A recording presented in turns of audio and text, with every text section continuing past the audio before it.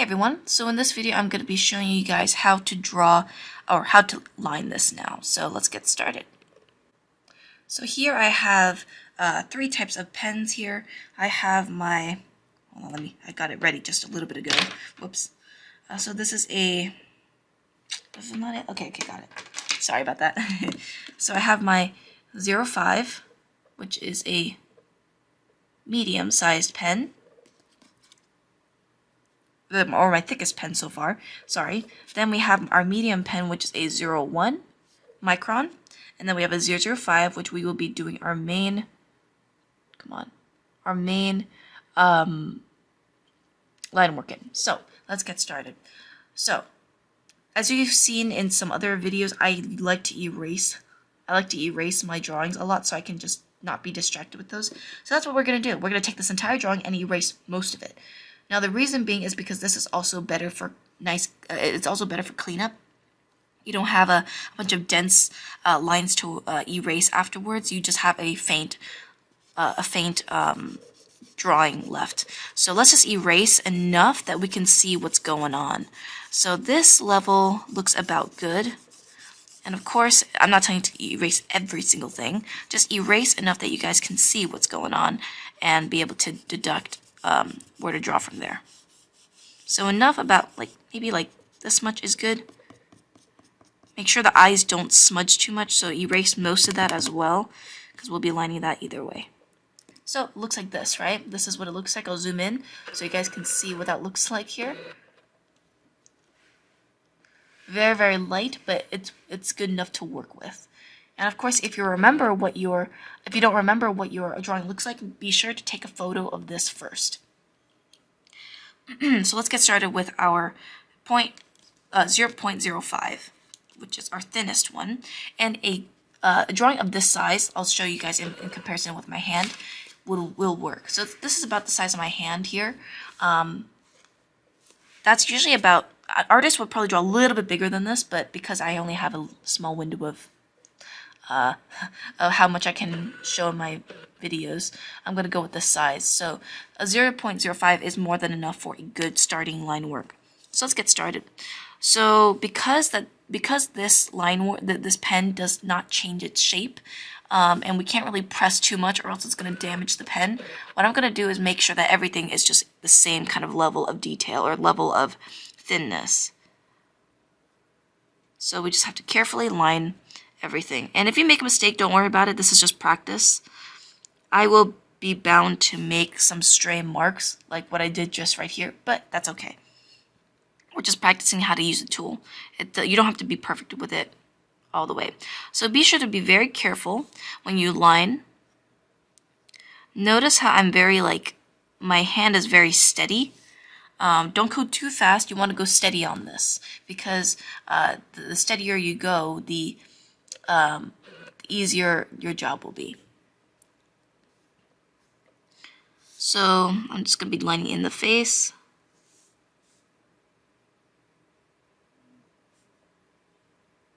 And just darkening areas like the corners of the lips, for example. And to make it easier for myself, I'm just going to be outlining the eyes, the eye line here, rather than filling it in. I'll fill it in later.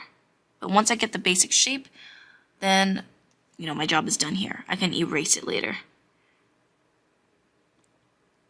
I would go and trace the thickest areas first because the pencil can fool you to make you think you lined it, but then once you erase the whole thing, then you'll be like, wow, I actually did not line that part.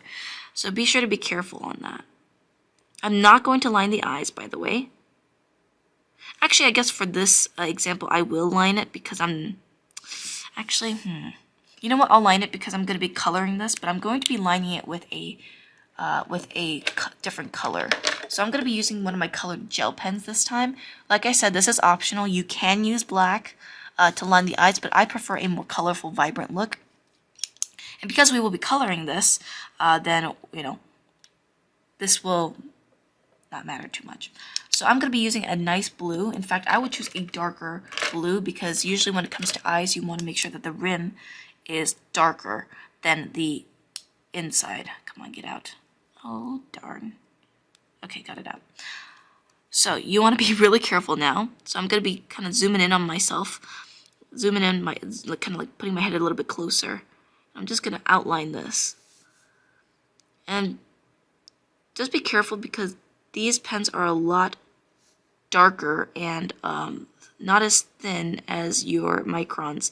So if you are using this, just try to do it in one stroke. But that should be good enough. In fact, I'm actually going to line the bottom. Just be careful. If you want, you can even go light. You know, don't press too hard. That will help. Okay, so we got the eyes done using a blue. And let's draw in the eyelids. So make sure that every time you line, you're not using hairy lines. You are using a very confident stroke so that you don't mess up as much. You know, you don't want to go like, where, you know, you want to go like boom, boom, boom. Because that will make the cleanest possible line. So it's challenging, but remember, this is just a test to show you, just to kind of teach you how you can draw or how you can line with these pens here. So this is more like a test for your, it's just practice, so don't worry about it. And notice how I'm not lining every single line here. I'm only outlining the borders, and that will give me better chances to show more form using colors. And I can even alter parts of my hair as well. If I want to make it a little bit more outward, I can use that, you know, I can start fixing that with the pen instead of just redrawing it, you know, with the pencil and then lining it. So if I want to make this a little bit more spread out, I can. And if I want to add more strands, I can do that too. So that's the benefit of lining as well, that you can start refining where you want areas to look better in. But yeah, so far it's a very simple process. And notice how every stroke that I do is very confident. And if I'm going to connect line to line, I make sure that the points are going to be matching every line. So for instance, if I stop here, I'm going to make sure that I start here again and then just flow it back down so it doesn't look choppy.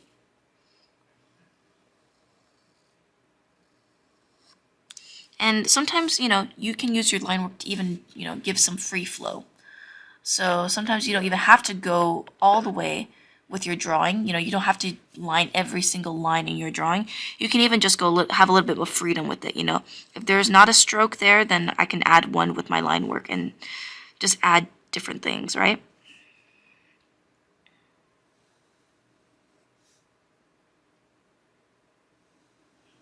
So notice it's not exactly accurate to the drawing, but it still serves its purpose in looking good.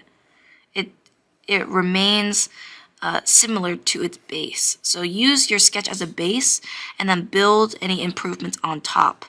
Now that's if you're really confident. I'm pretty confident with how I like to draw my hair, but if you really have to, just use your drawing and just stick to that. I'm just kind of going a little bit free because I want to show you guys what you guys can do with the pens. So now I'm just going to be, you know, putting in the braids. And remember, everything is just simple. You don't have to go super complex with it. No stress, although it might be for your first time. When it comes to digital, it's a little bit easier because you can undo and all that. But when it comes to traditional, it's actually a little bit harder because you have to make sure that every stroke is confident. And even if it's not, then you have to learn how to not care about it too much. And I've done this a lot, you know, when I was younger, before I started, so see, notice how I make sure that every strand takes at least just one stroke, and then I connect. Rather than, you know, doing this, it makes the line hairy. I just try to make everything consecutive.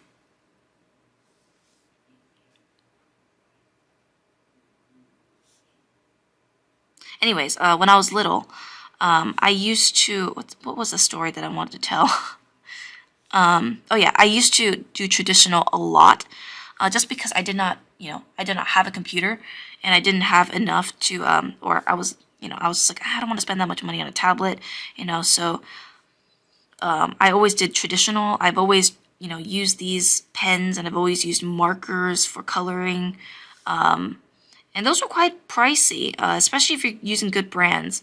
But because I was doing traditional for so long, I'm just like, you know what, I might as well spend it on a good product rather than cheap products.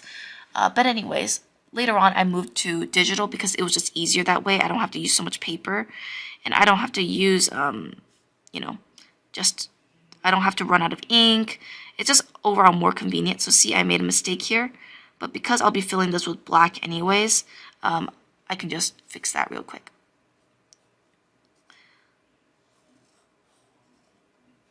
So here is the line here. And that's pretty much it for the line work process when it comes to the thin lines. So now, because we know that this is pretty much done being dry, we can go ahead and erase the rest of it. And because you erased already most of this before, then it's easier to see, erase everything else. So I'm just going to go ahead and erase everything.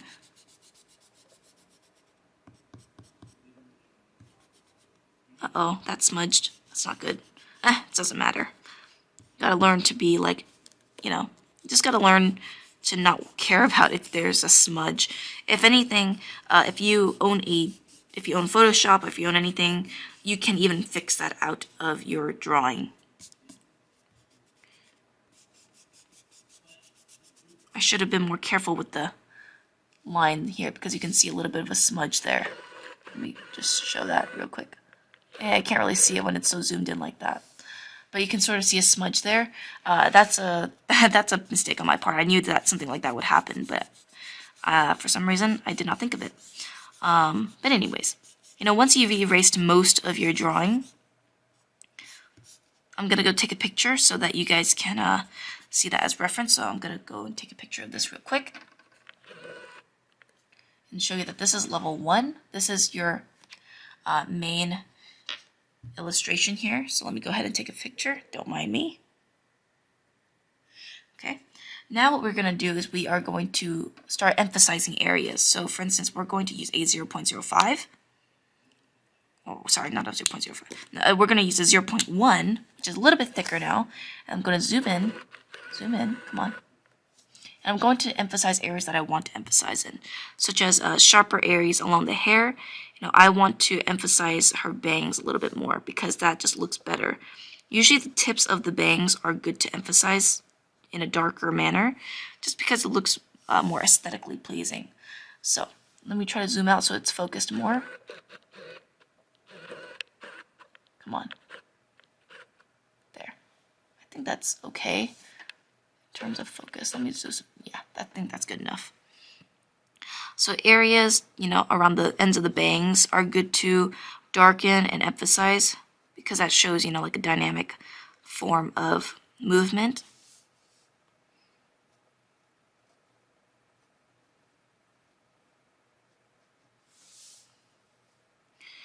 The sides of the face are good too because you want the face to pop out. Just be kind of careful with it. Make sure that when you're lining this, it's not making too thick of a line. It's just enough that you guys can see where it is. So, and then make sure that the lines follow the original. So I'm just darkening around the chin area as well, just because I want that to pop out as well. And around the neck is good too. And give a little bit of the border for the, give the, what's it called? Give the collar a little bit of a border so we can see that. I also like to add a little bit of a border around the top of the head as well, so some thickness, because that just gives it some more oomph.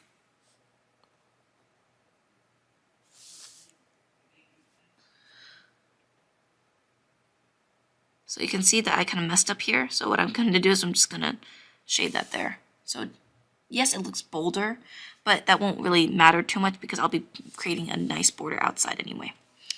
I'm also going to be putting darker borders around objects that are in front of each other. So for instance, this hair strand here is in front of her chest. I want it to make it pop out, so I'm going to add a darker line around it, just around the edge here. and that'll make it pop out a little bit more. So anything that is in front, make it darker. So for instance, this braid, I want to make darker so that it stands out more.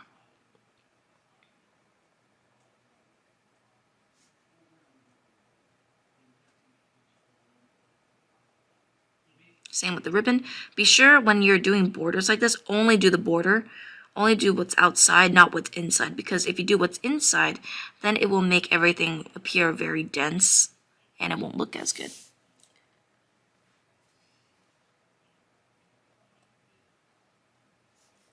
We're also going to add a little bit of a border around the ribbon as well.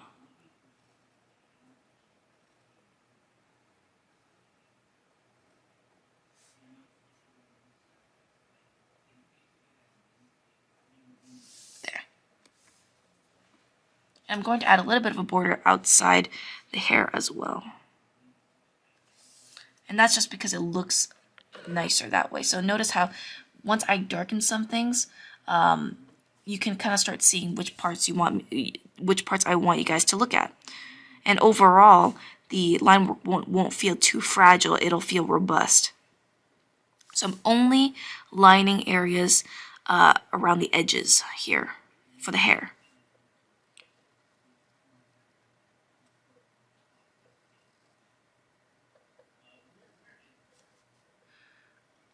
And that is just to make it pop out in front of the paper.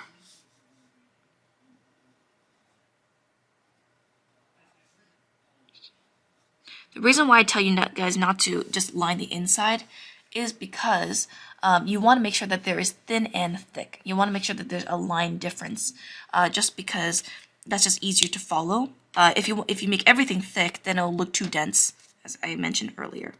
So now let's use a 0.05, sorry, not 0.05, use 0.5, which is our thickest one so far. And that's for a nice filling, it's for a nice, kind of fill line here. So to use that for the eyes is a good idea.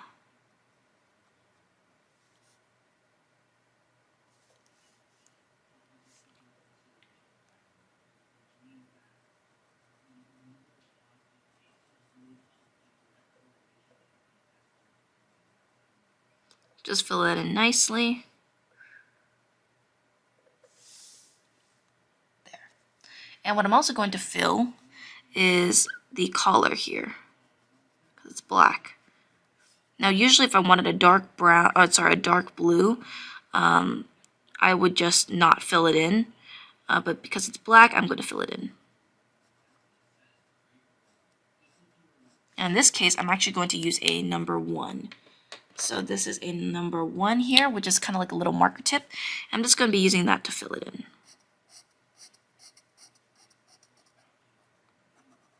If you want to, cover everything, that's fine too. Some people like to kind of like, draw some hatching into the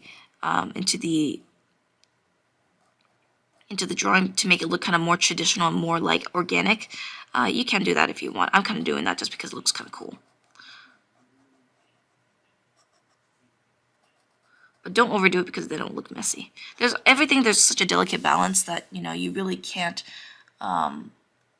always do one or the other. If you want, well, since I'm going to be doing this in color anyway, I think I will shade a little bit of the back hair black. And this is just a stylistic choice. This is for when artists really want the hair at the back to kind of contrast with the neck. That's when, usually you would do that. You don't have to do this. I'm doing it just for a stylistic choice. So we have some density here and there.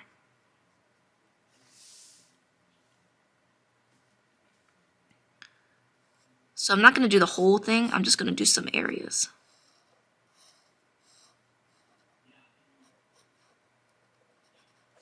I think that's good enough.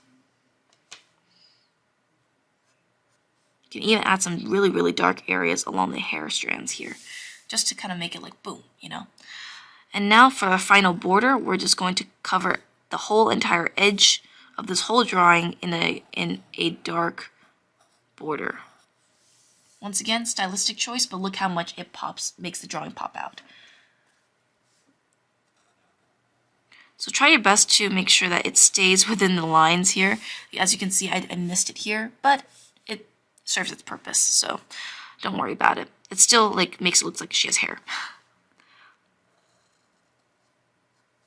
So I'm only doing the outline here. I'm not doing anything inside, especially with this marker. And this is just so that everything kind of pops out really nicely.